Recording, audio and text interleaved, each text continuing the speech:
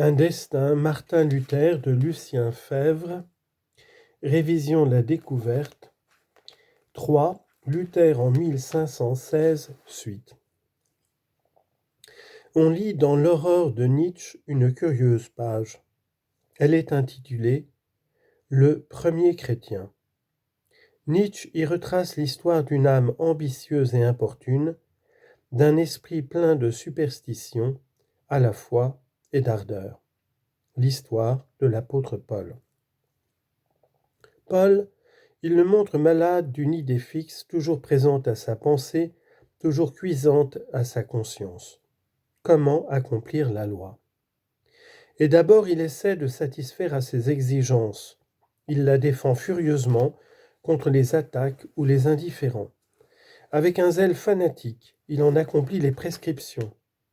Ceci pour conclure après coup trop d'expérience qu'un homme tel que lui, violent, sensuel, mélancolique comme il est, raffinant la haine, ne peut pas accomplir une telle loi.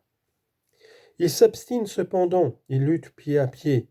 Pour satisfaire son besoin si âpre de maîtriser, de dominer toute chose, il s'ingénie. Et de tous ses efforts, il ne tire finalement que cette conclusion désespérée: il n'est pas possible de vaincre le tourment de la loi non accomplie. Alors, nouveau supplice, nouvelle recherche désespérée dans l'angoisse et la peine. La loi devient la croix où il se sent cloué. Combien il la hait, combien il lui en veut, comme il cherche de tous côtés un moyen de l'anéantir. Brusquement, une vision, un trait de lumière, l'idée libératrice qui jaillit. Sur une route déserte apparaît le Christ avec un rayonnement divin sur le visage. Et Paul entend ces mots: « Pourquoi me persécutes-tu » Du coup, le malade à l'orgueil tourmenté se sent revenir à la santé. Le désespoir moral s'envole, car la morale elle-même s'est envolée, anéantie, accomplie là-haut sur la croix. Et Paul devient le plus heureux des hommes. La destinée des Juifs, non. La destinée de l'humanité tout entière lui semble liée à cette seconde d'illumination soudaine. Il tient l'idée des idées, la clé des clés, la lumière des lumières.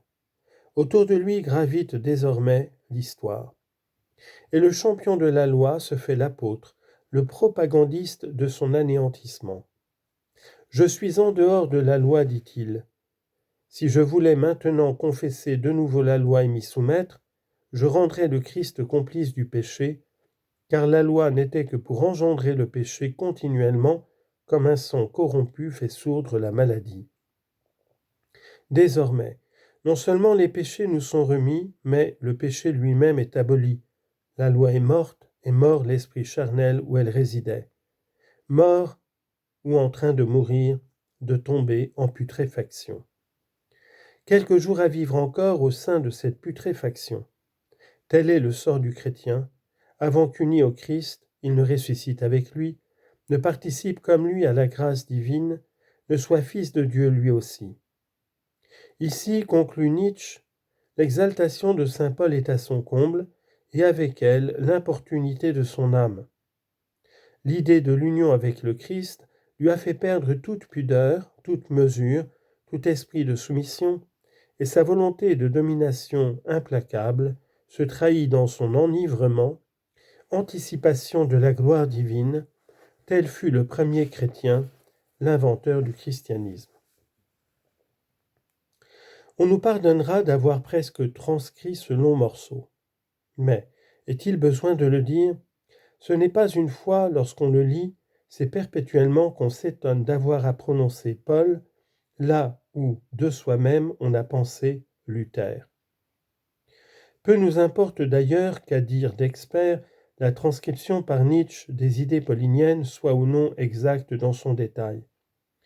Peu nous importe que certaines des formules qu'il applique à Paul ne puissent s'adapter telles quelles et sans retouche à ce que nous savons de la pensée luthérienne en ces années d'essai. Nous ne demandons pas aux philosophes cette étude sur le paulinisme de Luther, que de doctes théologiens nous ont procuré. Mais, d'une main remarquablement sûre, Nietzsche a tracé le schéma d'une évolution. La courbe ferme et souple, qui traduit à la fois les mouvements de pensée et de conscience des deux hommes, l'apôtre et l'hérétique, liés par les liens d'une solidarité visible et qui n'est pas seulement d'ordre doctrinal, d'ordre moral et psychologique. Par là, cette page ne nous fournit pas seulement un résumé clair et substantiel des pages qui précèdent. Elle marque d'un trait les articulations maîtresses de cette double suite d'états d'âme parallèles, ceux d'un Paul, vu à travers le prisme luthérien, ceux d'un Luther, plus ou moins consciemment calqués, sur ceux d'un Paul raisonnablement hypothétique.